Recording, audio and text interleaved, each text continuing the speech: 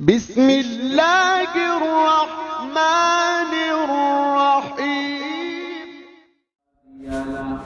ونشهد أن لا إله إلا الله وحده لا شريك له ونشهد أن سيدنا وسندنا وحبيبنا ومولانا محمدا عبده ورسوله صلى الله عليه وعلى آله وأصحابه وبارك وسلم تسليما كثيرا كثيرا. أما بعد فأعوذ بالله من الشيطان الرجيم. بسم الله الرحمن الرحيم.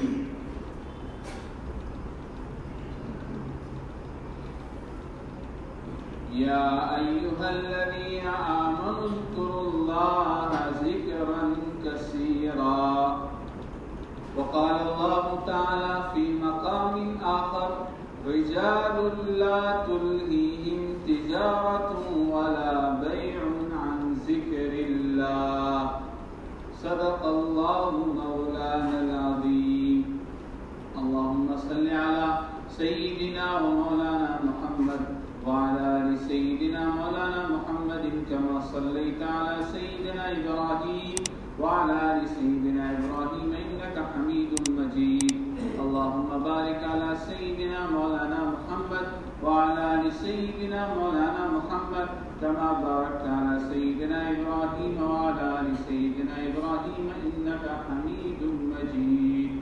والحبيب الذي ترجى شفاعته لكل هول من الأهوال مقتحم. میرے نہایت ہی قابل احترام بزرگوں، دوستوں اور دینی بھائیوں، جس دور میں ہم چل رہے ہیں، ایک کورونا کا قہر ہے، قبائل کا اثر ہے. کورونا کا قہر ہے جو ہمارے قبائل کا اثر ہے. نکلا ہے چین سے، بے چین کیا ہے سارے جہاں کو. جس حالات کے اندر یہ مجلس اور یہ مبارک سلسلہ کئی مہینوں تک موقوف رہا، بہرحال اللہ کا فضل شامل حال رہا. یہ ہمارا یہاں جمع ہونا اللہ تعالیٰ کی رضا کو حاصل کرنے کے لیے اللہ تعالیٰ نے واپس ہمیں جمع ہونے کا موقع عطا فرمایا. حضرت حکیم الامت مجدد ملت حضرت مولانا اشرف علی تھانوی رحمۃ اللہ علیہ کا ایک ملفوظ میں آپ کو سنانا چاہ رہا ہوں. حضرت کا یہ ملفوظ انفاس عیسیٰ کے اندر لکھا ہوا ہے. حضرت فرماتے ہیں اللہ تعالیٰ کی محبت امر غیر اختیاری ہے، لیکن اس کے اسباب انسان کے اختیاری ہیں.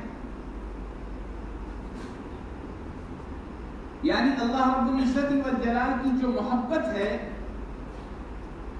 اس کو حاصل کرنے کے جو اسباب ہیں وہ انسان کے اپنے اختیار میں اللہ تعالیٰ نے دیا ہے. ورنہ انسان کی کیا حیثیت اللہ جیسی جلیل القدر عظیم ذات کہ وحدہ لا شریک، نہ جس کی کوئی ابتدا ہو نہ انتہا ہو، جو ہمیشہ سے ہمیشہ رہنے والی ذات ہے، اس ذات کے شایان نشان محبت کرے. لیکن اللہ تعالیٰ نے انسان کو کچھ اسباب دیے ہیں، اس اسباب کے ذریعے سے اللہ تعالیٰ نے یہ اختیار انسان کو دیا کہ وہ اللہ تعالیٰ کی محبت حاصل کر سکتا ہے. آج جس دور میں ہم چل رہے ہیں، اس دور کے اندر گناہوں سے بچنا ہمارے لیے بہت مشکل ہو گیا ہے. اللہ تعالیٰ کی فرما برداری کے کاموں میں اپنے آپ کو لگانا مشکل ہو گیا ہے. راتوں کو اٹھنا مشکل ہو گیا ہے، اور اللہ تعالیٰ کی مشیت اور اللہ تعالیٰ کی مرضی اور احکام کے مطابق اپنی زندگی گزارنا مشکل سا لگتا ہے. اس کی وجہ کیا ہے؟ اس کی وجہ یہ ہے کہ ہمارے دل میں جیسی محبت ہونی چاہیے ایسی محبت نہیں ہے. اس لیے علامہ رومی رحمۃ اللہ علیہ نے عجیب جملہ کہا ہے: از محبت شیریں شود تلخہا شیریں شود، کہ جب انسان کو کسی چیز سے محبت ہو جاتی ہے تو محبت ہونے کے بعد کڑوی چیز بھی میٹھی لگ جاتی ہے۔ اس کو مثال سے سمجھے، ایک ماں ہے، اپنے بچے سے محبت ہوتی ہے، ٹھنڈی کا سخت ٹھنڈی کا زمانہ ہے، بچے نے بستر میں پیشاب کر دیا، اب ماں کو اس سخت ٹھنڈی کے اندر بستر اٹھانا، بچے کو دھلانا، اپنے آپ کو ٹھنڈے پانی کے اندر ڈال دینا، یہ کتنی بڑی مصیبت کا کام ہے، لیکن ماں خوشی خوشی سے کر رہی ہے، 2 مرتبہ 10 مرتبہ پیشاب کر رہا ہے تو کر رہی ہے۔ کسی نے کہا ارے اللہ کی بھلی بندی، دعا کیوں نہیں کرتی کہ یہ مر جائے تیرا بیٹا، کہتے یہ مصیبت ہی نہ رہے کہ بھائی یہ جو ہے ٹھنڈی میں اٹھو اور یہ کرو۔ تو ماں کیا کہے گی؟ اس جملے کو کہنے والے کو کہے گی تو میرا دشمن ہے، جبکہ ظاہراً دیکھا جائے تو حقیقت میں اس کا خیر خواہ ہے کہ اس کو ٹھنڈی کے زمانے میں جو مصیبت کا سامان ہو کرنا پڑ رہا ہے، جو پریشانی اٹھانی پڑ رہی ہے، اس کے اندر وہ کیا کر رہے ہیں؟ معین و مددگار بن رہا ہے۔ لیکن اس بچے سے اس کو محبت ہو گئی ہے، اس محبت کے نتیجے میں اس کی طرف سے پہنچنے والی ہر تکلیف یا اس کی ہر خدمت انسان کے لیے آسان ہو گئی ہے، اس ماں کے لیے آسان ہو گئی۔ جیسے ایک مثال کے طور پر ایک انسان ہے، رمضان المبارک کا مہینہ ہے، رمضان المبارک کے مہینے میں روزے کی حالت میں دھوپ کے وقت کے اندر اس کی نوکری کسی اور شہر میں لگ گئی، اب جا رہا ہے بس سے، اس کے پاس اپنی ذاتی گاڑی نہیں ہے، بس میں اتنی رش ہے کہ وہاں جو ہے اوپر جو ہے کھڑے رہ کر کے جا رہا ہے اور سخت گرمی ہے، اس گرمی کی حالت میں پیاس کی شدت کے ساتھ روزے کی حالت میں جا رہا ہے آ رہا ہے۔ کوئی کہے کہ ارے بھلے آدمی کیوں اتنی مشقت اٹھا رہا ہے، بیٹھے رہے، وہ کہے گا کہ تجھے کیا معلوم، مہینے کے آخر میں جو چیز مجھے ملنے والی ہے اس سے مجھے محبت ہے، یعنی میرے زندگی کو گزارنے کے لیے جو پیسہ ملنے والا ہے اس پیسے کی محبت میں انسان تمام چیزیں کیا کر رہا ہے؟ قربان کر رہا ہے۔ حضرت تھانوی رحمت اللہ علیہ فرماتے ہیں کہ آج اللہ تعالیٰ کی محبت اگر ہمارے دل میں آ جائے صحیح معنی میں تو اس کے بارے میں حضرت کا کیا ملفوظ ہے؟ محبت تو امر غیر اختیاری ہے لیکن محبت کے اسباب اختیاری ہیں۔ اب محبت کے اسباب کیا اختیاری ہیں؟ حضرت تھانوی رحمت اللہ علیہ نے 5 اسباب بیان کیے۔ نمبر 1 ذکر اللہ، کیا؟ نمبر 1 ذکر اللہ کی کثرت۔ نمبر 2 اللہ تعالیٰ کے ہمارے اوپر جو انعامات ہوئے ہیں اس انعامات کا استحضار اور اللہ تعالیٰ کی اس انعامات کے ساتھ ہمارا برتاؤ۔ 2 چیزیں ہیں، اللہ کی انعامات کا استحضار اور کرنا اور اس کا صحیح استعمال کرنا یعنی اس کو برتنا۔ نمبر 3 اللہ تعالیٰ کے نیک بندوں سے تعلق قائم کرنا۔ یا ایھا الذین آمنوا اتقوا اللہ وکونوا مع الصادقین۔ اور نمبر 4 طاعات پر مواظبت، یعنی اللہ تعالیٰ کی فرما برداری اور اطاعت کے اندر اپنے آپ کو لگا دینا۔ اور نمبر 5 حضرت فرماتے ہیں دعاؤں کا اہتمام، یعنی یہ وہ اسباب ہیں کہ جو اسباب ظاہرہ ہے محبت خداوندی کے حاصل کرنے کے لیے۔ اگر انسان کی زندگی میں یہ 5 چیزیں آ جائے گی تو انسان کو اللہ تعالیٰ کی اطاعت اور فرما برداری کرنا آسان ہو جائے گا، اللہ کی نافرمانی سے اپنے آپ کو بچانا آسان ہو جائے گا۔ آج جو پریشانیاں اور جو دشواریاں سماج میں ہمیں پیدا ہو رہی ہیں کہ ہم سے ہوا نہیں جا رہا، ہر آئے دن ہر آنے والا ایک دوسرا آ کر کے ہم سے کہتا ہے معمولات کی پابندی نہیں ہوتی، بد نظری سے بچنا نہیں ہوتا، گناہوں سے بچنا چاہتا ہوں گناہوں سے بچا نہیں جا رہا، تو سمجھ میں آیا کہ یہ ساری پریشانی کی بنیاد یہ ہے ہمارے دل میں اللہ تعالیٰ کی جیسی محبت ہونی چاہیے ایسی محبت نہیں آئی۔ اگر محبت آ جائے گی تو وہ محبت ان اسباب سے آئے گی جس میں سے پہلا سبب ہے ذکر اللہ کی کثرت۔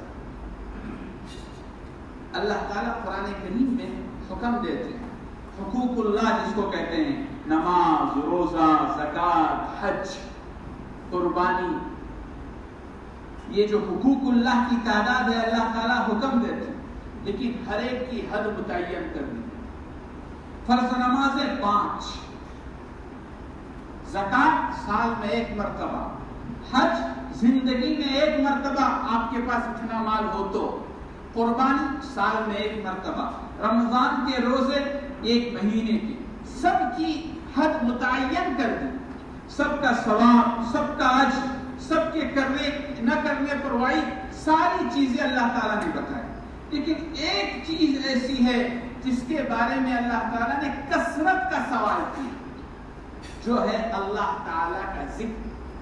یا ایھا الذین آمنوا اذکروا اللہ ذکرا کثیرا، یعنی اللہ تعالیٰ کا کثرت سے ذکر کرنا۔ آج ہماری زندگی کے اندر ہم پڑھتے ہیں اپنے بڑوں کو تو بہت حیرت ہوتی ہے۔ ہمارے حضرت مولانا عبد القادر صاحب رائے پوری رحمۃ اللہ علیہ کا معمول کیا تھا معلوم؟ جب کوئی بیعت ہونے کے لیے آتا نا تو بیعت ہوتے ہی 24,000 روزانہ کا ذکر شروع ہوتا۔ کتنا؟ 24,000۔ اور وہ پڑھتے پڑھتے پڑھتے 70 لاکھ مرتبہ روزانہ پڑھنے کا معمول بن جاتا ان کے منہ میں۔ کتنا؟ جس کو آج ہم سوچ بھی نہیں سکتے۔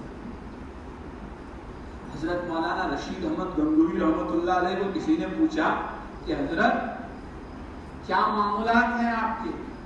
اب تو بوڑھا ہو گیا ہوں، اب کمزور ہو گیا ہوں، اب ہوتا نہیں ہے، اعضاء کمزور ہو گئے ہیں، پھر بھی ایک سانس کے اندر 500 مرتبہ لا الہ الا اللہ پڑھتے ہیں۔ بہرحال ہمارے بزرگوں کی زندگی ہم اٹھا کر کے دیکھیں گے تو ہمیں پتہ چلتا ہے کہ ان کے اندر کتنا اہتمام تھا۔ بہرحال میں یہ کہہ رہا تھا کہ وہ تو بات آگے آئے گی اس کی تفصیل سے، میں یہ کہہ رہا تھا کہ ذکر اللہ کی کثرت، یہ اللہ تعالیٰ انسان کو کہہ رہے ہیں کہ آپ کثرت سے اللہ کا ذکر کرو۔ اب سوال یہ پیدا ہوتا ہے کہ اللہ تعالیٰ کا ذکر کرنے سے اللہ تعالیٰ کو کچھ فائدہ ہے؟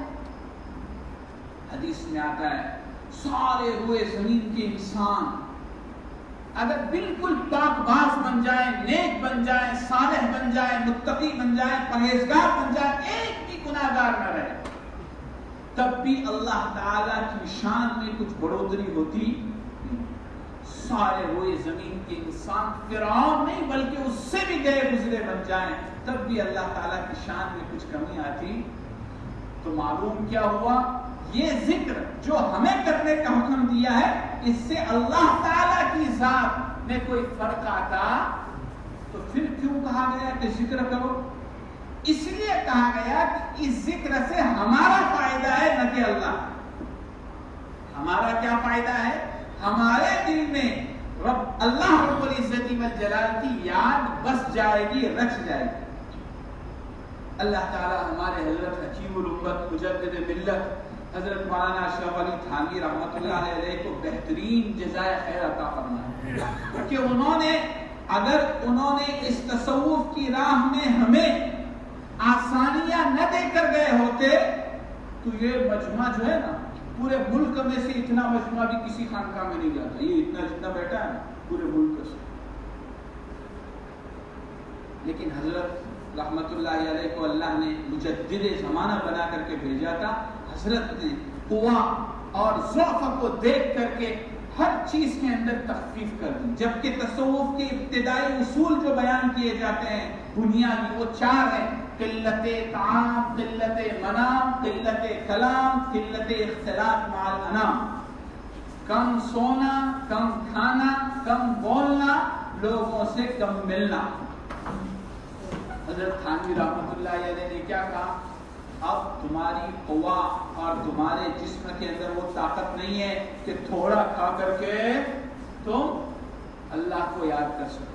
امام اوزاعی رحمۃ اللہ علیہ کے سلسلے میں لکھا ہے مہینے میں صرف 2 مرتبہ استنجا کرتے تھے، پورے مہینے میں 2 مرتبہ استنجا کرتے تھے۔ کھاتے کتنا وہ؟ بہرحال کہنے کا خلاصہ یہ ہے کہ ہماری قوت کے ضعف کی وجہ سے حضرت تھانوی رحمۃ اللہ علیہ نے دو کو کاٹ دیا. کہا کہ دو کام کرو, کم بولو, لوگوں سے کم ملو, اس میں تمہارے لیے عافیت بھی ہے, اور تمہیں اپنی زندگی کے اندر جو اللہ تعالیٰ کے احکام پر عمل کرنا ہے اس میں آسانی. حضرت مولانا مفتی محمد شفیع صاحب نور اللہ مرقدہ نے عجیب بات فرمائی. حضرت نے کہا کہ دارالعلوم دیوبند کے معتمین تھے مولانا حبیب الرحمان صاحب. دارالعلوم کے اہتمام کے ساتھ, دارالعلوم کتنا بڑا ادارہ ہے, اللہ نے کتنا نوازا ہے, اس ادارے کے منصب اہتمام کے ساتھ روزانہ 1.25 لاکھ مرتبہ اس میں اعظم پڑھتے تھے. حضرت مفتی شفیع صاحب رحمۃ اللہ علیہ فرماتے ہیں میں بیعت تھا حضرت شیخ الہند رحمۃ اللہ علیہ. کس سے تھا؟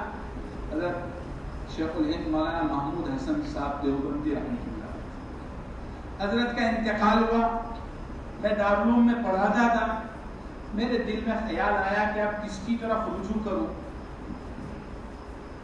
تو میرے والد ماجد حضرت مولانا یاسین صاحب جو حضرت حکیم الامت مولانا اشرف علی تھانوی کے ہمدرس تھے, انہوں نے میرا ہاتھ پکڑ کے تھانہ بھون لے گئے اور کہا کہ حضرت سے بیعت ہو جائے.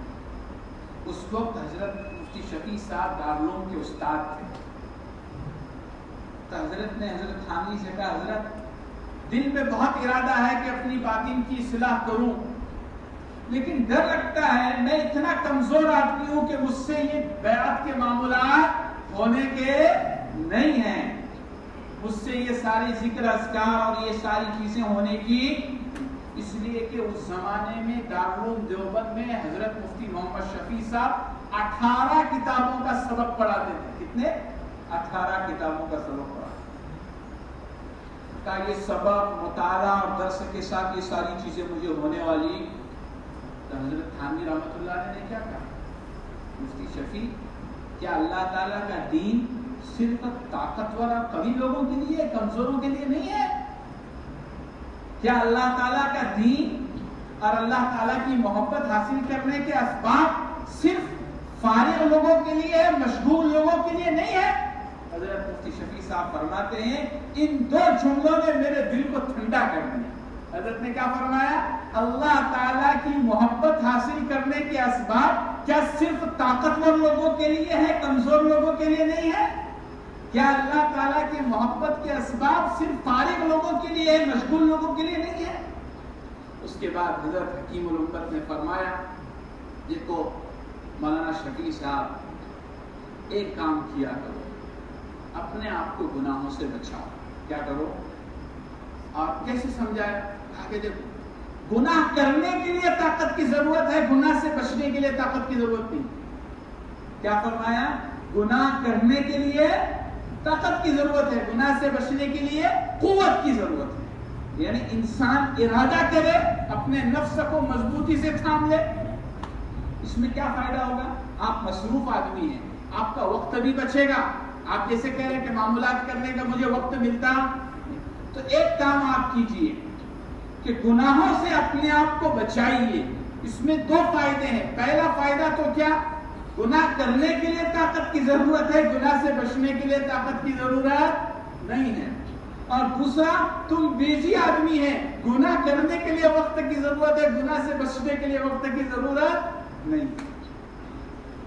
پھر حضرت حکیم الامت رحمۃ اللہ علیہ نے فرمایا کہ دیکھو مولی شفیع, انسان کی زندگی کی 4 حالتیں ہیں. کیا ہیں؟ 4 حالتیں. پہلی حالت کیا ہے؟ گزری ہوئی, گزرا ہوا وقت. ہم اور میں اور آپ بیٹھے ہیں, ہماری زندگی کا وہ حصہ جو گزر گیا ہے, اب اس کی 2 حالتیں ہیں. یا تو وہ اللہ کی اطاعت میں اور فرما برداری میں گزرا ہوگا, سبحان اللہ, یا وہ اللہ کی نافرمانی میں گزرا ہوگا. تو کہا کہ اگر گزرے ہوئے زمانہ یاد آ جائے دماغ میں, تو بیٹھے بیٹھے دل میں کہو, اگر وہ گزرا ہوا زمانہ غفلت میں اللہ کی نافرمانی کے ارتکاب میں گزرا ہے, دل میں کہو اے اللہ مجھے معاف کر دیجیے, استغفر اللہ ربی من کل ذنب. دل میں کہو. دوسرا زمانہ موجودہ. اب موجودہ زمانہ دو حال سے خالی نہیں. جیسے میں چاہتا ہوں ایسے ہے یا میں چاہتا ہوں اس کے خلاف ہے. جیسے مثال کے طور پر ابھی ہم بیٹھے ہیں, الحمدللہ اوپر پنکھا لگا ہوا ہے, لائٹ لگی ہوئی ہے, گرمی ہونے کو تیار نہیں ہے, عافیت ہے, آرام ہے, یعنی ہم کو کوئی ظاہری پریشانی. تو اب کیا اللہ کا شکر ادا کرو. اللہم لک الحمد و لک الشکر. خدا نخواستہ ایسا ہوا لائٹ چلی گئی, پنکھے بند ہو گئے, گرمی ہونی شروع ہو گئی, تو کیا کرو؟ انا للہ و انا الیہ. ہم تو سمجھتے ہیں کوئی مرا کچھ انا للہ پڑھنے کا, ایسی بات نہیں ہے. جب بھی کوئی پریشانی ہمارے اوپر آ جائے تو فوراً کیا کہو اللہ تعالیٰ سے؟ انا للہ و انا الیہ. کیا مطلب انا للہ و انا الیہ راجعون؟ ہم پڑھتے ہیں بہت. ہمارے حضرت تھانوی رحمۃ اللہ علیہ نے عجیب بات کی. حضرت تھانوی رحمۃ اللہ علیہ کو اللہ تعالیٰ نے خاص ایسا لگتا ہے کہ امت کے افراد میں جو علماء ہیں ان کے دل میں جو پیدا ہونے والے سوالات ہیں ان کے جوابات دینے کے لیے پیدا کیا. وہ سوالات پیدا ہونے سے پہلے انہوں نے جوابات دے دیے. حضرت نے بیان القرآن لکھی ہے. اللہ اکبر. ہم اور آج سمجھنا اس کے لیے ایک صفحے کو 5 مرتبہ پڑھیں گے تب جا کر کے کچھ سمجھ میں آتا ہے. ایک ایک جملے حضرت کے کیسے ہیں ہم. وَلْيَتَلَطَّفْ وَلَا يُشْعِرَنَّ بِكُمْ أَحَدًا. سورہ کہف کی جو آیت ہے اس آیت کی تفسیر میں ایک نقطہ لکھتے ہیں. نقطہ کیا لکھتے ہیں ہم؟ کہتے ہیں اسرار روحانی کو ظاہر نہیں کرنا چاہیے ورنہ احجار انکاری سے سنسار ہونا پڑے. بتاؤ کیا سمجھے آپ نے کچھ؟ ٹھیک ہے, نہیں سمجھے وہی اچھا. میرا کہنے کا خلاصہ یہ ہے اللہ تعالیٰ نے حضرت تھانوی رحمۃ اللہ علیہ کو ایسے علوم سے نوازا. تو حضرت تھانوی رحمۃ اللہ علیہ فرماتے ہیں انا للہ و انا الیہ راجعون کا معنی اگر ہم سمجھ جائیں گے تو اس جملے کے دماغ میں آتے ہی ہمیں سکون پیدا ہو جائے. پڑھنے کے بعد سکون پیدا ہونا وہ تو سوال ہی نہیں, لیکن اس جملے کے ذہن میں آتے ہی ہمارے دل میں کیا ہو جائے گا؟ سکون پیدا. انا للہ. ہم سب اللہ تعالیٰ کی, جو کچھ ہے یہ سب اللہ کا. سب ملکیت کس کی ہے؟ وہ انا الیہ. اب اسی کی طرف سب کو لوٹنا ہے. کیا مطلب؟ اس کو ایک مثال سے سمجھاتے ہیں اور باتیں دیکھو. ہم یہاں بیٹھے ہوئے ہیں, اس میں سے کچھ احباب ہندوستان چھوڑ کر کے دوسرے ملک میں جا رہے ہیں ہجرت میں.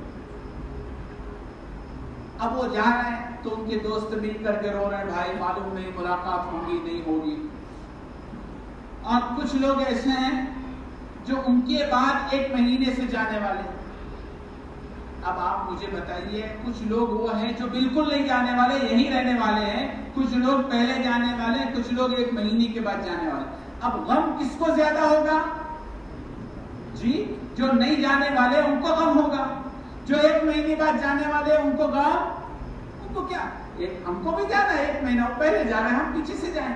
اللہ تعالیٰ فرما رہے جو نعمت تمہاری گئی ہے, جس نعمت کو اللہ نے لیا ہے, وہ نعمت جا کر کے تمہارا انتظار کر رہی ہے. تم کو بھی اللہ تعالیٰ کے پاس جانا ہے. گویا کہ وہ آج جا رہے ہیں, کل ہم کو جانا ہے. ہم کو غم کرنے کی ضرورت. بہرحال انا للہ و انا الیہ راجعون کہو اگر ہمارے اوپر کوئی پریشانی آ جائے. پھر حضرت تھانوی رحمۃ اللہ علیہ نے کیا کہا کہ آنے والے زمانے کے بارے میں کچھ بول. عشاء کے بعد یا اگلی گھڑی میں میرے ساتھ کیا ہونے والا ہے آپ کے ساتھ. جب آئندہ زمانے کا خیال آئے تو فوراً دل میں کہو اللہ تعالیٰ سے, کیا کہو؟ اے اللہ, آنے والے زمانے کے فتنے سے, آنے والے زمانے کی دشواریوں سے, آنے والے حالات سے میں تیری پناہ مانگتا ہوں. اعوذ باللہ. اے اللہ میں تیری پناہ مانگتا ہوں. کس سے پناہ مانگتا ہوں؟ اب حضرت حکیم الامت مجدد ملت رحمۃ اللہ علیہ کس کو فرما رہے ہیں؟ مفتی محمد شفیع صاحب. آپ مجھے بتائیے یہ کام کتنا آسان ہے.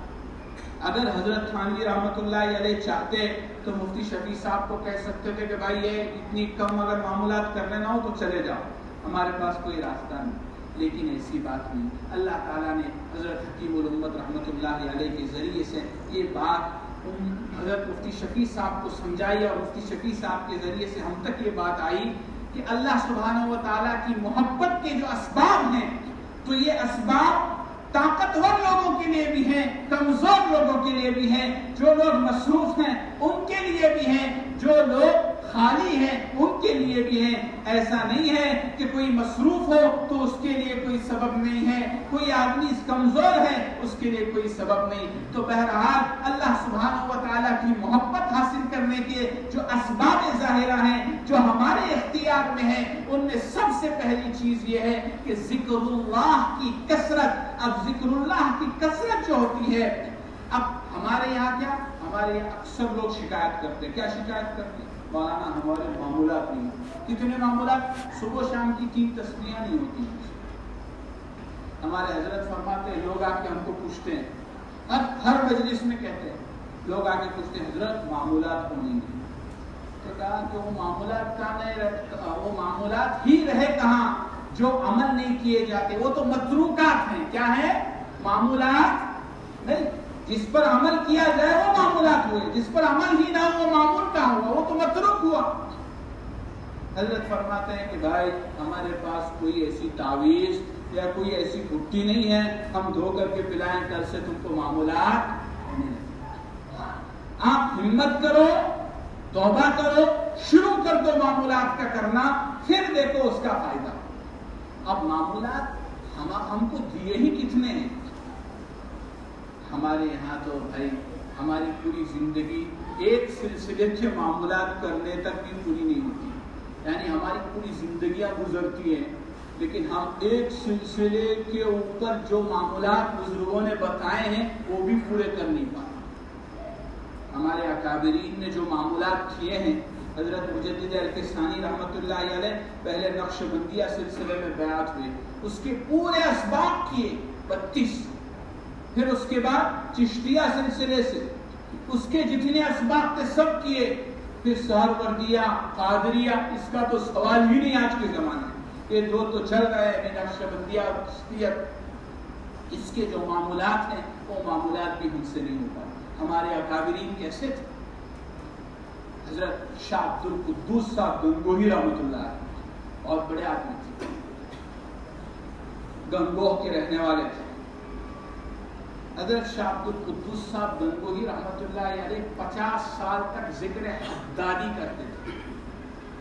اب ذکر حدادی کس کو وہی پتہ نہیں. ہم ذکر حدادی کہتے ہیں، حداد لوہار کو کہتے ہیں. کیا مطلب؟ کہ انسان اپنے ہاتھ کو بائیں کندھے پر لے جائے اور زور سے اپنے گھٹنے کی طرف یعنی دل کی طرف جھکاؤ کر کے ضرب دے، لا الہ الا اللہ. حضرت شاہ عبد القدوس گنگوہی رحمۃ اللہ علیہ 50 سال تک عشاء کی نماز سے لے کر فجر کی نماز تک یہ ذکر کرتے. کتنے سال؟ حضرت کے صاحبزادے عالم بن کر کے آئے. حضرت کی یہاں سما کی مجلس ہوتی تھی. کس کی ہوتی تھی؟ یعنی اللہ تعالیٰ کے رسول صلی اللہ علیہ وسلم کی شان میں کچھ اشعار پڑھ کر کے تھوڑا سا اس میں وہ جائز تھپ ہوتا تھا اور وہ پڑھا جاتا تھا. تو علماء کی اس میں 2 رائے ہیں کہ بالکل حرام کہتے ہیں اور کچھ صوفیان کرام اس کو انہوں نے آ کے کہا کہ ابا یہ حرام ہے، یہ کرنا نہیں آپ کو. ٹھیک ہے بیٹے تو عالم بنا ہے، میں نہیں کرتا. چھوڑ دیا کرنا.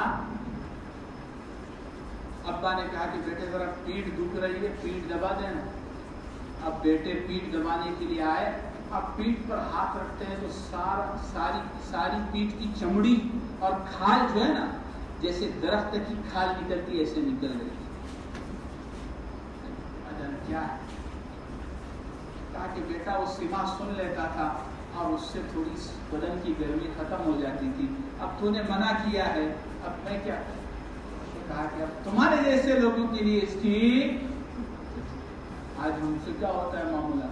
ہمارے امام اعظم ابو حنیفہ رحمۃ اللہ علیہ ایک مرتبہ جا رہے تھے، بڑھیا نے دیکھا آپ کا معمول نہیں تھا عشاء کے وضو سے فجر کی نماز پڑھنے، لیکن اس بڑھیا کے گمان اس نے ایک دوسری عورت سے کہا دیکھتی ہو بھلی بندی کہ یہ جانے والا کون ہے؟ یہ عشاء کے وضو سے فجر کی نماز پڑھتا ہے۔ حضرت نے کہا کہ میرا گمان اگر اللہ کے بندوں کی زبان سے اور بندوں کے دلوں میں یہ ہے، آج سے میں عشاء کے وضو سے فجر کی نماز پڑھتا ہوں۔ آج اگر ہم اپنے اوپر دیکھیں گے تو ہمارے اوپر ایسے لیبل لگے ہوئے ہیں، ایسے یہ لگے ہوئے ہیں۔ ہم ایک جگہ پر ہمارے حضرت کے پاس ایک شخص آئے اور کہنے لگے کہ حضرت لوگ مجھے تعریف کرتے ہیں، میرا دل کے اندر بڑائی آتی، میں کیا کروں؟ حضرت نے کہا، حضرت تھانوی رحمۃ اللہ علیہ نے ایک واقعہ لکھا ہے، کہا ایک آدمی کا گھوڑا تھا، تو گھوڑا ایسا تھا مالک کو بیٹھنے ہی نہیں دیتا تھا، مالک بیٹھے تو ٹانگ مار کے گرائے، بہت پریشان، اس کو کھانا بھی کھلانے کا اور کچھ کام کا۔ اس نے گھوڑا بیچنے والے دلال کو بلایا اور کہا کہ یہ گھوڑے سے میں تنگ آیا ہوں، اس کو بیچنا ہے۔ تو حضرت اس دلال نے کہا کہ فلاں دن بازار لگتا ہے فلاں گاؤں میں، لے کر آنا، میں فروخت کر دوں گا۔ بازار میں بیچنے کے لیے گئے، جب بازار میں بیچنے کے لیے گئے تو وہ دلال کہنے لگا، او بھائیو یہ گھوڑا ایسا ہے، مالک چٹکی مارتا ہے تو یہ دوڑنے لگتا ہے۔ وہ جھوٹی تعریفوں کے پل باندھ دیے۔ جب یہ سنا اس کے مالک نے تو وہ دلال کو کہنے، ارے بھائی اتنا اچھا گھوڑا مجھے دینے کا نہیں، بابا میں لے جاتا۔ اس دلال نے کہا، ارے بیوقوف کم عقل، بیچنے کے لیے تعریف کرنی، تجھے تو معلوم ہے نا وہ کیسا ہے۔ تو حضرت تھانوی نے لکھا ہے، کوئی تعریف کر رہا ہے تو تم کو تو معلوم ہے نا تم کیسے ہو، تمہاری خصلتیں، تمہاری عادتیں، تمہارے کالے دھندے تو تم کو معلوم ہے نا، پھر کیا کو کھلنے کی ضرورت ہے۔ بہرحال میرے کہنے کا مطلب اب یہ ہے کہ ہماری زندگی کے اندر آج جو کمی ہے وہ ذکر اللہ کی کمی۔ ہمارے اکابرین کی زندگیاں کیسی تھی؟ حضرت شاہ عبد القادر صاحب رائے پوری رحمۃ اللہ علیہ، حضرت مولانا الیاس صاحب کی مجلس میں آئے، دو خالہ زاد بھائی تھے، ایک مولانا الیاس سے بیعت تھا، ایک رائے پوری سے بیعت تھا۔ تو حضرت رائے پوری اور حضرت مولانا الیاس صاحب کھا رہے کھانا، تو حضرت مولانا الیاس صاحب کے پاس پر تو دعوت کا ایسا غلبہ تھا کہ ایسا نوالا اٹھاتے تھے، ہمارے حضرت مفتی محمود صاحب فرماتے ہیں، ہمارے دادا کی امت اٹھاتے تھے اور جب دعوت دینے لگ جاتے تھے تو بھول جاتے تھے کہ میرے ہاتھ میں نوالا ہے، اور کئی منٹ ایسے گزر جاتے۔ تو ادھر حضرت رائے پوری کھا رہے ہیں اور حضرت مولانا الیاس کا تو یہ حال ہے۔ تو وہ حضرت مولانا الیاس کا جو مرید تھا نا، اس نے اپنے خالازاد بھائی کو جو حضرت رائے پوری کا مرید تھا اس کو ایک فون مارے، دیکھ میرا شیخ کیسا ہے، دیکھ میرا شیخ کیسا ہے، میرا شیخ تو کھاتے ہی چھوٹا ہے۔ اس کے بعد حضرت رائے پوری چلے گئے۔ حضرت مولانا الیاس صاحب رحمۃ اللہ علیہ نے حاضرین مجلس سے کہا، جانتے ہو یہ کون ہے؟ کہا یہ وہ شخص ہے کہ میں نے اپنے آنکھوں سے دیکھا ہے کہ جس گھر میں رہتا ہے اس گھر کی اینٹوں کو بھی معرفت خداوندی حاصل ہے، میں نے اس گھر کے اینٹوں کو بھی دیکھا ہے اللہ کا ذکر کرتے۔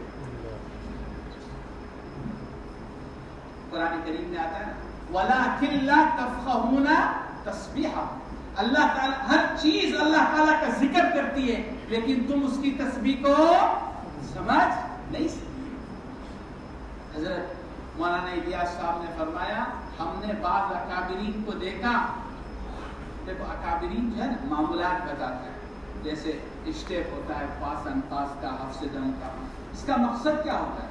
مقصد یہ ہوتا ہے، حدیث میں مبارکہ میں آتا ہے، انسان جب سو جاتا ہے نا، سونے کے بعد اس کی ناک کے نتنے کے اندر شیطان بیٹھتا ہے، اور جب نیند لگتی ہے نا تو انسان سانس زیادہ لیتا ہے، تو ہر سانس کے ساتھ اپنا ایک اثر چھوڑتا ہے شیطان۔ کیا کرتا ہے؟ ہر سانس کے ساتھ اپنا ایک اثر چھوڑتا ہے، اور اسی اثر کے نتیجے میں کیا ہوتا ہے؟ انسان اٹھنے کے بعد سستی، کاہلی، غفلت، گناہوں کا خیال، نماز کے اندر جمائی کا آنا اور انسان کو جو ہے غفلت کا ہونا۔ تو ہمارے اکابرین کہتے ہیں کہ پاس انفاس یعنی سانس لیتے وقت میں لا الہ اور چھوڑتے وقت میں الا اللہ، اللہ، یہ ذکر کراتے ہیں، یہ ذکر کراتے ہیں۔ حضرت مولانا الیاس صاحب رحمۃ اللہ علیہ فرماتے ہیں، ہم نے اپنے بزرگوں کو دیکھا کہ وہ جس گھوڑے پر سوار ہو جاتے ہیں، اس گھوڑے کی سانس سے بھی اللہ اللہ کی آواز آتی ہے۔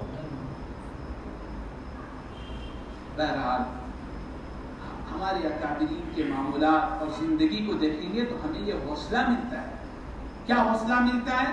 کہ ہم کیا معاملات کر رہے ہیں، ہم کیا کر رہے ہیں، ہم کمزور ہیں، ہمارے لیے راستہ ہے، لیکن وہ چیز بھی ہم سے نہیں ہو پا رہی جو ہم کو دی گئی۔ حضرت مولانا خواجہ نظام الدین اولیاء رحمۃ اللہ علیہ بہت بڑے آدمی، بہت بڑے آدمی، اللہ تعالیٰ نے بہت معرفت سے نوازا تھا۔ یہ اور حضرت صابر کلیری رحمۃ اللہ علیہ دونوں پیر بھائی تھے۔ ایک جو ہے بابا فرید الدین شکر گنج رحمۃ اللہ علیہ کے خلفاء سے تھے، یہ دونوں۔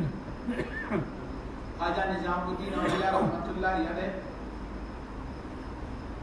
سما، یعنی جو ابھی میں نے آپ کو سمجھایا کہ اللہ تعالیٰ کا ذکر کرنے کے بعد جسم میں جو گرمی آتی ہے، اس گرمی کو ہلکا کرنے کے لیے، سرد کرنے کے لیے اللہ کے نبی کے شان میں نعت کے کلمات اور حمد وغیرہ پڑھ کر کے سنا کرتے تھے۔ ایک مجلس لگتی تھی۔ ان کے زمانے میں ایک بزرگ تھے جن کا نام تھا خواجہ ضیاء الدین سنانی رحمۃ اللہ علیہ۔ یہ دونوں ہم عصر تھے، یہ دونوں ہم عصر تھے۔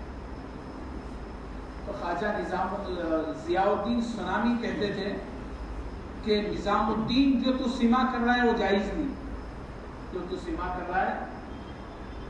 خواجہ صاحب کہتے تھے کہ بھائی تو ہم فقیروں کو مت چھیڑ۔ کیا مطلب؟ ہم فقیروں کو۔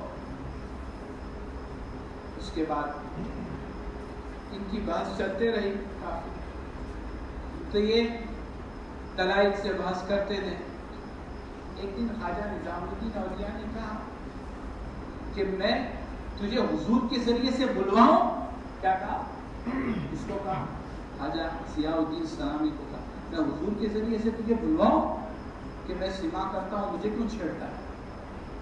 بلا کہنے لگے میرے پاس بھی روایت ہے، میرے پاس بھی حدیث ہے۔ خواجہ نظام الدین اولیاء نے خواجہ خسرو کو کہا چل پڑھنا شروع کر۔ خسرو پڑھنا شروع کیا۔ خواجہ نظام الدین اولیاء کھڑے ہوئے، ضیاء الدین سنانی رحمۃ اللہ علیہ نے بٹھا دیا ہاتھ کر کے، پھر پڑھنے لگے، آگے گئے، پھر کھڑے ہو گئے، پھر بٹھا دیا، پھر پڑھنے لگے، آگے گئے، پھر بٹھا دیا۔ جب بٹھا دیا، چوتھی مرتبہ جب کھڑے ہو گئے تو خواجہ ضیاء الدین سنانی بھی ہاتھ باندھ کر کے کھڑے ہو گئے۔ تو بعد میں خواجہ نظام الدین اولیاء سے کہا، دیکھا میں نے بھی اجازت لے لی نا۔ کیا کہا؟ میں نے بھی اجازت لے لی، مجھے بھی پتہ چل گیا۔ تو بعد میں لوگوں کو کچھ سمجھ میں نہیں آیا، کہا کہ حضرت کیا ماجرا ہے، سمجھ میں نہیں۔ کہا کہ جس وقت سما کے لیے انہوں نے اشعار شروع کر دیے تو ایک بہت بڑے مقام پر پہنچے۔ کون؟ خواجہ نظام الدین اولیاء۔ تو میں نے ان کو بٹھا دیا، وہ کھڑے ہو گئے، میں نے ان کو بٹھا دیا کیونکہ مجھے اس مقام تک میری بھی رسائی تھی۔ پھر دوسری مرتبہ کھڑے ہوئے، پھر بٹھا دیا، تیسری مرتبہ اس کے آگے گئے، پھر بٹھا دیا، چوتھی مرتبہ وہ ایسے مقام پر گئے کہ میرے آنکھوں سے پھر کیا دیکھتا ہوں کہ حضرت نبی کریم صلی اللہ علیہ وسلم سامنے کھڑے، اور میں بھی کھڑا ہو گیا۔ اللہ کے رسول نے کہا کیوں میرے فقیروں کو پریشان کر رہا ہے؟ میں نے کہا اللہ کے رسول میں خواب دیکھ رہا ہوں یا خیال ہوں، مجھے کچھ سمجھ میں آ، ایک طرف تو تمہاری حدیثیں میرے سامنے دلائل ہے اور دوسری طرف یہ ہے میں کیا عمل کروں؟ تاکہ تجھے جو سامنے دکھ رہا ہے حدیثیں وہ اسی پر عمل کریں۔ اس کے بعد بہرحال اس واقعے سے مجھے اصل جو سنانا ہے وہ یہ ہے، آگے ان کا جو آخری قصہ ہے اس کے بعد مجھے اصل بات سنانی ہے۔ اللہ تعالیٰ نے ان کو اتنا بڑا مقام دیا۔ اب یہاں ایک اشکال پیدا ہوتا ہے، اللہ کے رسول صلی اللہ علیہ وسلم کی خواب میں زیارت افضل ہے کہ بیداری میں زیارت افضل ہے؟ ابھی حضور کے زمانے میں تو بیداری میں دیکھنے والا صحابی تھا، اور تو سوال نہیں، اس کی تو فضیلت کے اندر شک نہیں۔ اب بہت سارے ایسے مشاہدات، حضرت شیخ الحدیث مولانا زکریا صاحب رحمۃ اللہ علیہ نے اپنے وقت کے تمام اکابرین کو خط لکھا کہ بیداری کی زیارت افضل ہے کہ خواب کی؟ ہر ایک نے اپنے اپنے ذوق کا جواب دیا. حضرت مفتی محمود صاحب آئے گنگوئی، ان سے کہا مفتی جی یہ اس کا جواب لکھیں. تو مفتی جی نے کہا، حضرت مفتی محمود صاحب گنگوئی نے، مجھے تو سمجھ میں آتا ہے کہ بیداری کی زیارت، یہ خواب کی زیارت افضل ہے بیداری کے مقابلے. اور دلیل کیا پیش کی؟ کہا کہ مسلم شریف کی حدیث ہے، حضرت نبی کریم صلی اللہ علیہ وسلم نے فرمایا خواب کے اندر شیطان میری شکل بنا کر کے نہیں آ سکتا. شیطان کی شکل بنا کر کے خواب میں آنے کی نفی صحیح حدیث کرتی ہے، لیکن بیداری کے تخیلات کی نفی نہیں کرتی. جب بیداری کے تخیلات کے اندر تخیلات کی نفی حدیث صحیح سے، تو جس چیز کا ثبوت حدیث صحیح میں نفی کے ذریعے مل رہا ہے، وہ چیز، وہ زیارت افضل ہے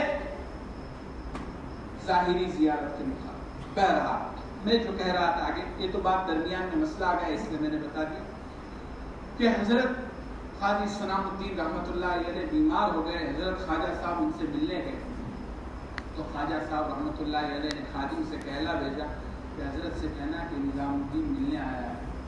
خادم نے جا کے کہا کہ حضرت آئے ہیں خواجہ نظام الدین.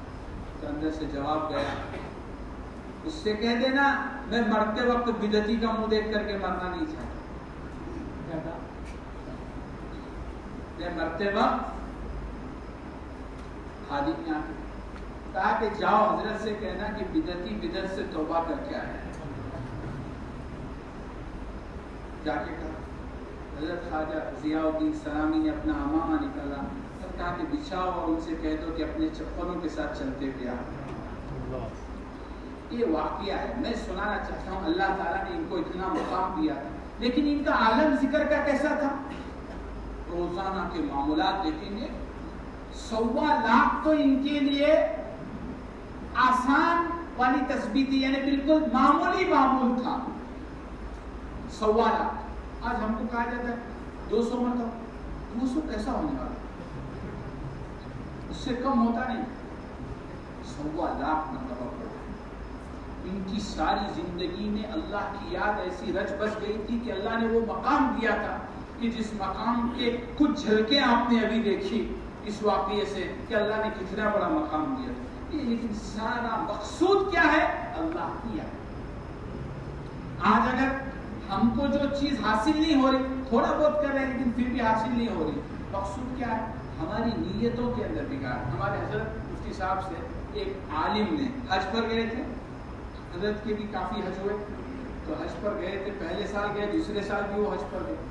تو حضرت بیٹھے ہوئے تھے حرم شریف میں، تو کہا کہ حضرت پہلے سال جو جوش تھا طبیعت میں عرفات میں اور مزدلفہ میں اور طواف کرنے میں، وہ ابھی نہیں ہے.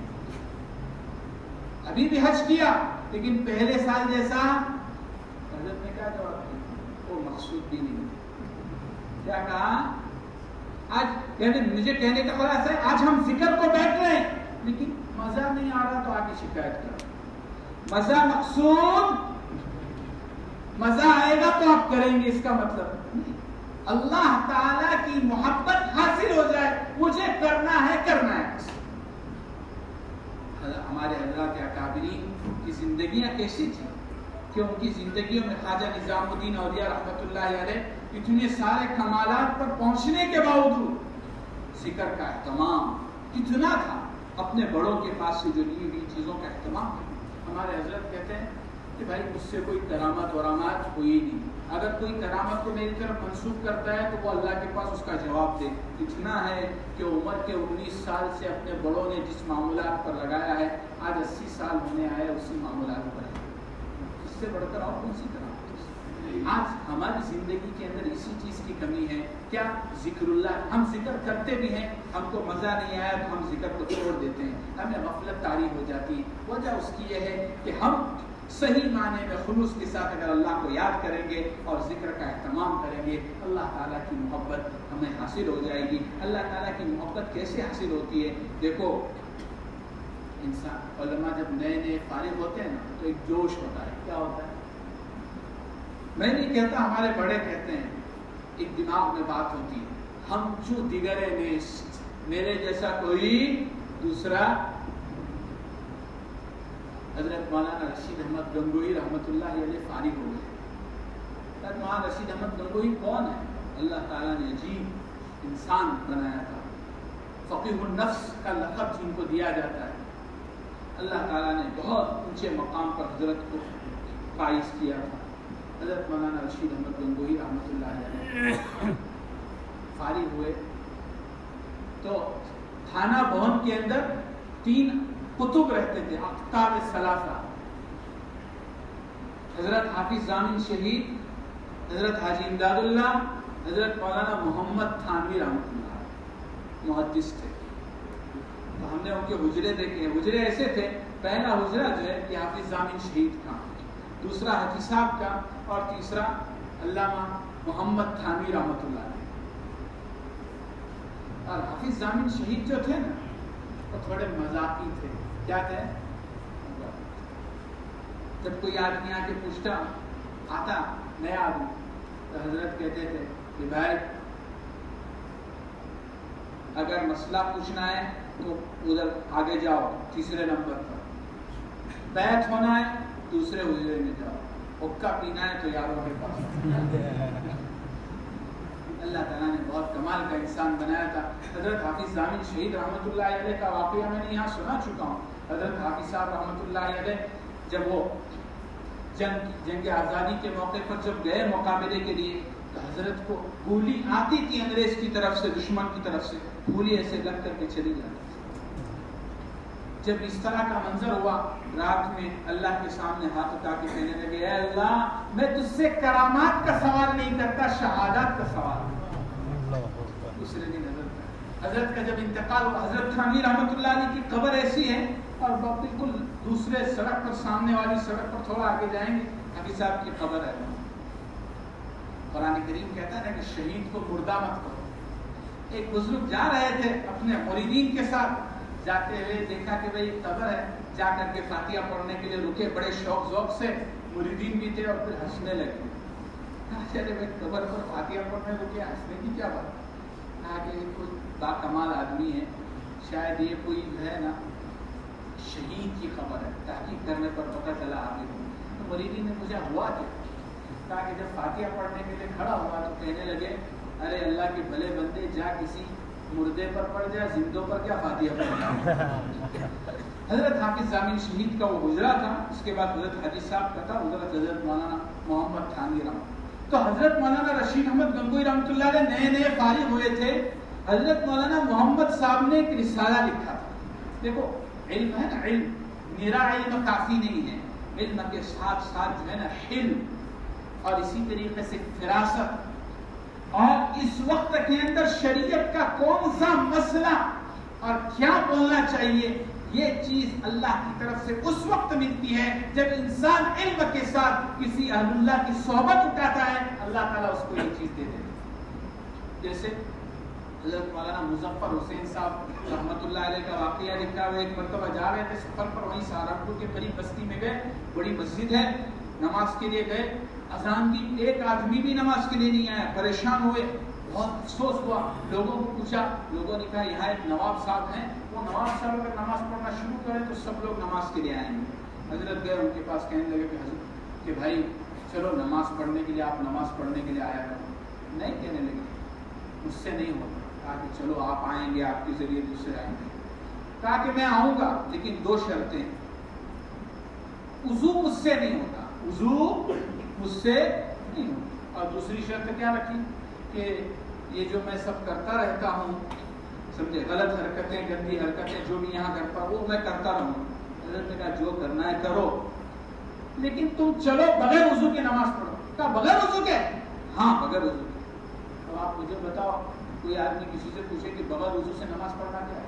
یہاں علماء بھی بیٹھے ہوئے ہیں، آپ پوچھو ان سے مسئلہ. کوئی آدمی نماز میں کھڑا ہے، اس کی ریح خارج ہو جائے، شرم کے مارے اگر وہ وضو کرنے نہ جائے تو کیا حکم ہے؟ پوچھ لینا. فتاوی رحیمیہ میں یہاں تک لکھتا ہے انسان ایمان سے بھی خارج ہو سکتا ہے کہ اگر بغیر وضو کی جان بوجھ کر کے نماز پڑھے. اتنا. لیکن انہوں نے کیا کہا مفتی مظفر حسین صاحب نے؟ نماز ادھر بولے اور اس سے وعدہ لیا، کل ظہر سے آؤں گا. اور جا کر کے نماز پڑھی 2 رکعت اور اللہ سے کہا یہاں تک میں لایا ہوں، آگے کا کام تیرا ہے، وضو کرانے کا کام تیرا ہے، یہاں تک تو میں لایا۔ دوسرے دن ظہر کا وقت آیا، ان کو وعدہ یاد آیا، وعدہ یاد آنے کے بعد نکلنے کے بعد کہا کیا وضو کی تو چھٹی ملی ہے۔ دل میں خیال آیا ایک تو زندگی میں پہلی بار اللہ کے گھر پر جا رہا ہے، وہ بھی بغیر وضو کے، آج وضو نہیں غسل کر کے جانا چاہیے، گئے اور غسل کر کے گئے، بس اللہ تعالیٰ نے زندگی کا کایا ایک نماز کے اندر بدل دیا۔ بہرحال اگر اس وقت حضرت مولانا مظفر حسین صاحب کہتے تھے کیا نہیں بغیر وضو کے نماز نہیں ہوتی، تم پڑھے رہو یہاں، چلے گا نہیں، بہرحال اللہ تعالیٰ جو ہے انسان جب علم حاصل کرتا ہے، بزرگوں کی صحبت میں رہتا ہے، اللہ تعالیٰ یہ چیز دیتے۔ تو میں کہہ رہا تھا حضرت مولانا رشید احمد گنگوئی رحمۃ اللہ علیہ، حضرت مولانا رشید احمد گنگوئی رحمۃ اللہ علیہ نئے فارغ ہوئے، مولانا محمد علی تھانوی رحمۃ اللہ علیہ محدث نے ایک رسالہ لکھا، وہ رسالہ آیا کس کے ہاتھ میں؟ مولانا رشید۔ یہ نئے عالم، یہ بات غلط ہے، یہ ایسی نہیں ہونی چاہیے۔ وہ کتاب کس نے لکھی؟ چلو اس کے ساتھ میں مناظرہ کروں گا۔ نکلے کس کے لیے نکلے؟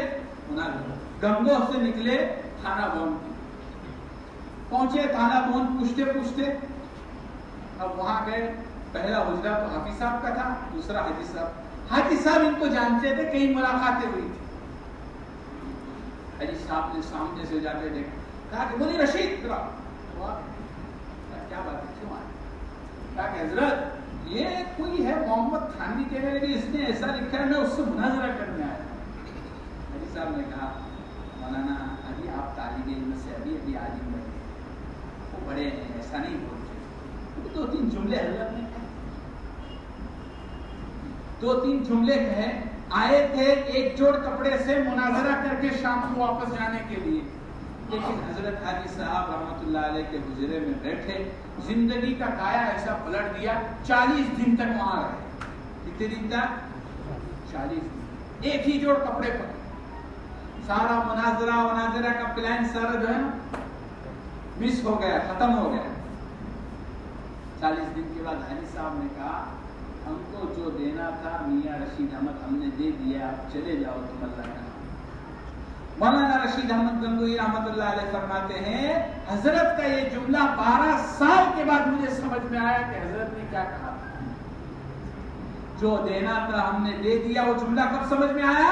12 سال کے بعد سمجھ میں آیا۔ حضرت کا کہنا تھا کہ ہم نے تمہارے دل میں اللہ کی محبت کی چنگاری جلا۔ تو بہرحال کہنے کا خلاصہ یہ ہے، آج ہماری زندگی میں سب سے زیادہ کمی اگر کسی بات کی ہے تو وہ یہ ہے اللہ تعالیٰ کی محبت کی کمی ہے۔ اللہ تعالیٰ کی محبت حاصل کرنے کے لیے سب سے پہلی چیز ہے ذکر اللہ کی کثرت۔ دیکھو اللہ کا ذکر کرو، دل لگے نہ لگے، توجہ ہو نہ ہو۔ اسی لیے حضرت تھانوی رحمۃ اللہ علیہ نے کتنا آسان کیا۔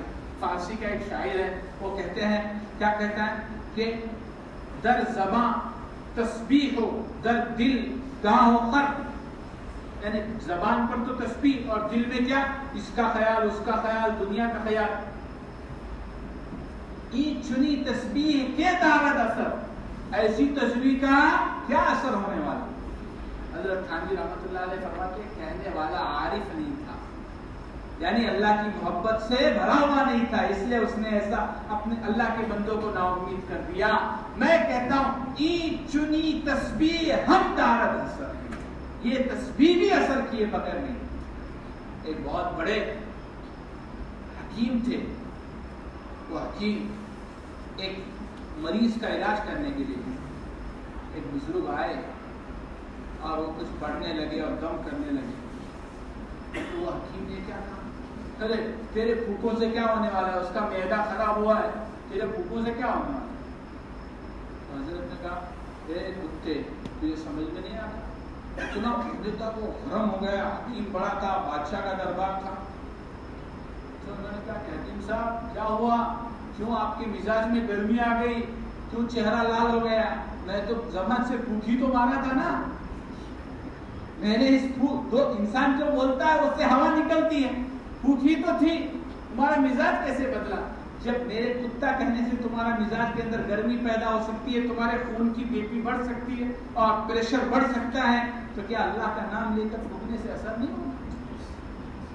بہرحال اللہ تعالیٰ کا ذکر ہم جتنا اپنی زندگی میں کریں گے, ہمارے حضرت شیخ الحدیث مولانا محمد زکریا صاحب نور اللہ مرقدہ عجیب انسان تھے, اللہ تعالیٰ نے بہت عجیب خوبیوں سے نوازا تھا.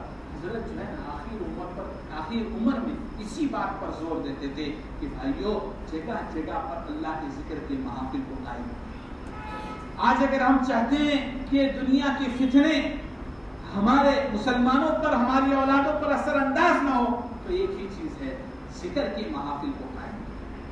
حضرت حاجی امداد اللہ مہاجر مکی رحمۃ اللہ علیہ کے پہلے پیر نقشبندی تھے. اس کے بعد ان کا انتقال ہو گیا. انتقال کے بعد پریشان ہوئے, کس سے بیعت ہوں گے؟ ان کے ساتھی تھے حافظ ضامن. اللہ کے رسول صلی اللہ علیہ وسلم کی خواب میں زیارت ہوئی, ہاتھ پکڑا اور ایک کے ہاتھ میں لیا. صبح اٹھے, کون تھا کیا تھا کچھ سمجھ میں آنے کو تیار. اپنے دوست سے تذکرہ, ارے بھلے آدمی, ایک آدمی رہتا ہے جھنجھانا میں, چل دیکھیں گے وہ تو ہے نہیں. یہ نکلے یہاں سے, نور محمد صاحب جھنجھانی رحمۃ اللہ علیہ گئے. جانے کے بعد دیکھا باہر چپل رکھے ہوئے تھے اور حضرت اندر وضو کر رہے تھے مسجد. حاجی صاحب نے کہا یہی وہ چپل ہیں جس چپل والے کے ہاتھ میں میرا ہاتھ حضور نے دیا. اندر داخل ہوئے, حضرت وضو فرما رہے تھے. حضرت نور محمد صاحب جھنجھانی کا حال کیا تھا, ساری زندگی قاعدہ پڑھایا نورانی. اور حضرت کا یہ معمول تھا. میں اصل وہ واقعہ سنانا چاہتا ہوں کہ اللہ تعالیٰ کے نیک بندوں کے اثرات, ذکر کے اثرات کیسے ہوتے ہیں. حضرت مولانا نور محمد صاحب جھنجھانی رحمۃ اللہ علیہ سے جب ملاقات ہوئی, فوراً نام لے کر کہنے لگے, پہلی ملاقات ہے امداد اللہ, تجھے اپنے خواب پر بہت بھروسہ ہے. کہتے کہ یہ میرے شیخ. اچھا آج ہمارا کیا مزاج ہے؟ ہم ویسے بنتے نہیں اور اپنے شیخ کو آزمانے جاتے. کیا کرتے ہیں؟ ہم ہیں نہیں ویسے, اور کیا کرتے ہیں, میرا شیخ سچا جب آج نے میرے گھر میں آنا کھانے یہ چیزیں نقصان دہ ہیں, یاد رکھنا یہ نقصان دہ. ایک وقت رکھتا ہے اللہ تعالیٰ کے پاس. ہم دیکھو, ہم بڑوں کو آزمانے والے, ہمارے اندر کتنی صلاحیت ہے, ہمارے اندر کیا چیز ہے کہ ہم بڑوں کو آزمائیں. بہت خطرے کی گھنٹی ہے. سمجھ لو اگر یہ دل میں خیال آ رہا ہے تو یہ شیطان ہمیں بہکا رہا ہے راہ راستہ. تو بہرحال حضرت مولانا نور محمد صاحب جھنجھانی رحمۃ اللہ علیہ کون تھے معلوم؟ اللہ تعالیٰ کے عجیب بندہ تھا. بازار جب جاتے تھے ہمارے حضرت سناتے تھے, آپ نے بٹوا دیکھا ہے نا, ابھی تو پاکٹ کا زمانہ آیا ہے نا, بٹوا دیکھا ہے کس نے؟ وہ بوڑھے لوگ یہاں لگاتے تھے, پیسے جس میں ڈالتے ہیں نا, بوڑھی عورتیں آج بھی رکھتی ہیں اپنا کپڑے کا جو چھوٹا سا پاکٹ بنایا ہوا رہتا ہے, بٹوا. حدیث حضرت مولانا نور محمد صاحب کے پاس بٹوا ہوتا ہے, بازار جاتے تھے, ایک ہاتھ میں تسبیح, تھیلی ہے, بٹوا ہے, اللہ اللہ کا کیا ہے, یہ سبزی دے دے. اب اس نے ڈال دی. اب اس کو پوچھتے نہیں تھے کتنے پیسے ہوئے, وہ بٹوا اس کے ہاتھ میں دے دے, تجھے جتنے چاہیے, تیرے جتنے ہوئے اتنے دے, باقی دے. وہ بھی لے لیتا تھا. حضرت کا معمول سب کو معلوم تھا. ایک اچھکا آیا, حضرت جا رہے تھے اپنے ذکر میں, پیچھے سے جو ہے نا بٹوا کھینچا اور بھاگ گیا. حضرت نے کہا پیسے کی اب تھیلی گئی, اب کہاں سے بازار میں گئے گھر واپس. اب دروازے پر نہیں پہنچے, وہ کہا حضرت لے لیجیے آپ کی تھیلی. کہا کیوں آئے؟ بڑے شوق سے لے گیا تھا. کہا کہ حضرت جا رہا ہوں, گھر کا راستہ ہی نظر نہیں آتا, جہاں جاتا ہوں گھوم کر اسی گلی میں آتا ہوں. حضرت حاجی حضرت مولانا نور محمد صاحب جھنجھانی رحمۃ اللہ علیہ, اللہ تعالیٰ کے اتنے نیک بندے تھے کہ حضرت جو ہے نا, جو طلبہ پڑھتے تھے نا قاعدہ وغیرہ, تو قاعدہ پڑھنے والے بچے جب جاتے تھے تو اپنے خلفاء پر توجہ ڈالتے تھے, اپنے خلفاء کو ذکر کراتے. کیا کراتے تھے؟ ذکر کراتے. اب بچوں کی ایک عادت ہوتی ہے کہ وہ بڑوں کی نقل اتارتے. اب سے نہیں, وہ پہلے سے, حضور کے زمانے سے. حضور کے زمانے میں اذان کی نقل اتارنے والے بچے تھے نا, وہ جن کو ایمان کی توفیق ہوئی تھی, تو بچوں کی عادت ہوتی. تو حضرت کہیں گئے تھے, ایک بچہ مکتب کا دوسرے بچے کو کہنے لگا ذرا آج میں تجھے ذکر کراتا ہوں. وہ جس طرح استاذ کرتے ہیں اس اسٹائل میں بٹھایا اور خود بیٹھ کر. اب اس کو تو کچھ معلوم ہی نہیں. ہمارے حضرت مولانا پیر طلحہ صاحب نور اللہ برکتہ کا بھی ایسا واقعہ مشہور ہے. پیر صاحب کو پیر صاحب کیوں کہتے ہیں؟ حضرت چھوٹے تھے, حضرت پیر طلحہ صاحب بہت چھوٹے تھے. ان کے خاندان کی اسٹوری بہت عجیب ہے. حضرت شیخ رحمۃ اللہ علیہ کی پہلی بیوی جو تھی وہ حضرت مولانا ظہور الحسن صاحب کی بیٹی. ایک بیٹی حضرت شیخ کی نکاح میں تھی, ایک بیٹی حضرت مولانا الیاس صاحب کے نکاح میں. گویا کہ ایک طرف بھتیجا دوسری طرف ساڑو. اس کے بعد حضرت سے ان کی 3 لڑکیاں ہوئی. اس کے بعد ان کا انتقال ہوا. انتقال کے بعد حضرت مولانا الیاس صاحب کی بچی سے حضرت شیخ کا نکاح. اس سے حضرت مولانا طلحہ صاحب اور ان کی بہنیں پیدا ہوئی. حضرت مولانا طلحہ صاحب بیٹھے تھے, بچپنا تھا. حضرت مولانا حسین احمد مدنی رحمۃ اللہ علیہ حضرت شیخ کے یہاں آیا کرتے. حضرت شیخ کے یہاں آئے تو دیکھا کہ طلحہ بیٹھا ہوا ہے اور بچے گلی کے بیٹھے ہوئے ہیں, اور حضرت شیخ جیسا بیٹھ کراتے ہیں ویسے جو آ رہا ہے وہ. حضرت مولانا حسین احمد مدنی نے کہا کہ اجی ہمیں بھی بیعت کرا لیجیے نا, تاکہ ابھی وقت ہو گئے, چلے جاؤ بھاگ نہ.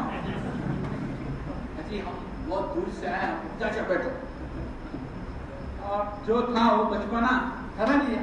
اس کے بعد حضرت شیخ جو ہے حضرت مدنی کا انتظار کر رہے تھے. حضرت اٹھے گئے تو حضرت شیخ نے دسترخوان بچھایا, حضرت مدنی کو بٹھایا. حضرت مدنی تو بڑوں میں سے تھے حضرت شیخ کے. ہاتھ دھلایا حضرت شیخ نے حضرت مدنی. حضرت مدنی کہنے لگے میرا شیخ نہیں آتا تب تک میں ہاتھ نہیں دوں. حضرت شیخ کہنے لگے یار مدنی کا شیخ کہاں سے اٹھا کے لایا. اتنے میں یہ پیر طلحہ صاحب جو ہے بھاگتے ہوئے او میرے پیر صاحب آ گئے. پھر وہ پتہ چلا. بہرحال حضرت مولانا نور محمد صاحب زنجانی رحمۃ اللہ علیہ کی طرح وہ نقل کرنے لگا. ابھی نقل کر ہی رہا تھا اتنے میں حضرت تشریف لائے. حضرت نے کہا اس بچے کو اتنا شوق, ادھر بیٹھے گے. بٹھایا اور تھوڑی دیر اللہ کا ذکر اس کے سامنے بیٹھ کر کے اس بندے کا بیان ہے جس نے جو مکتب پڑھتے ہوئے حضرت کے سامنے کوئی مستقل خانقاہ میں یہ نہیں رہا. کہتا ہے کہ اس ذکر کا یہ اثر ہے کہ ابھی میری عمر 80-90-100 کے قریب ہے. اس عمر میں بھی میں اندھیری رات میں کمبل اوڑھ کر کے درخت کے پتے گن سکتا ہوں. اللہ تعالیٰ کے ذکر کا اثر زندگی میں. بہرحال کہنے کا خلاصہ یہ آج ہمارے دلوں کے اندر جو اندھیرا ہے ہماری نیتیں صاف نہیں. سب سے پہلے ہم نیت کریں, ہم کو اللہ کی محبت حاصل کرنی ہے, اللہ کی رضا کے لیے اللہ کو یاد کریں. دیکھو کتنی عجیب بات ہے. حضرت مولانا شاہ ولی اللہ محدث دہلوی کا ایک مقولہ آپ کو سناتا ہوں, بہت کام آئے. حضرت کیا فرماتے ہیں؟ کہتے ہیں اگر انسان ایک دن اخلاص کے ساتھ ذکر جہری کرے گا تو اللہ تعالیٰ اس کو اپنی نسبت عطا کرے گا. ایک دن, کتنے دن؟ سالوں سے محنت چل رہی. لیکن یہاں کیا ہے, دل کے اندر جو ہے نا نیت صحیح. تو بہرحال آج ہماری اپنی نیتوں کی تصحیح کر کے آج سے ہمیں ذکر کا اہتمام کرنے کی ضرورت ہے.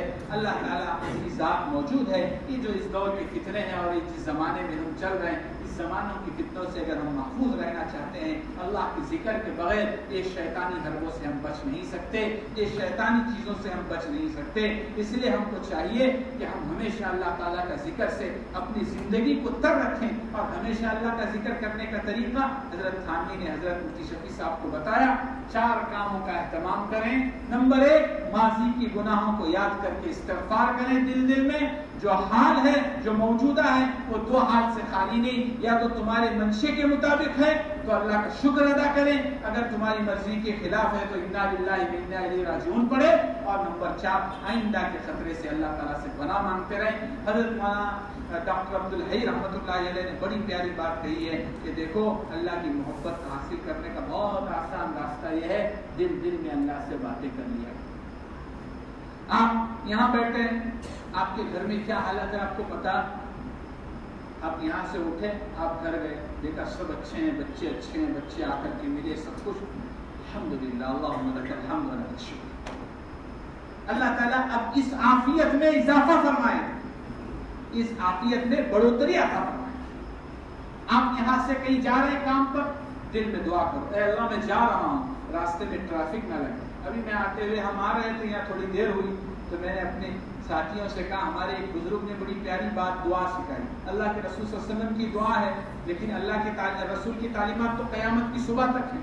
تو بزرگ نے کہا کہ ٹریفک نہ لگنے کی دعا بھی حضور نے بتائی، اور اگر آپ کہیں شہر میں گئے ہیں اور آپ کی گاڑی کو پارکنگ نہیں مل رہی تو اس کی بھی دعا سکھائی. کہا کیا دعا؟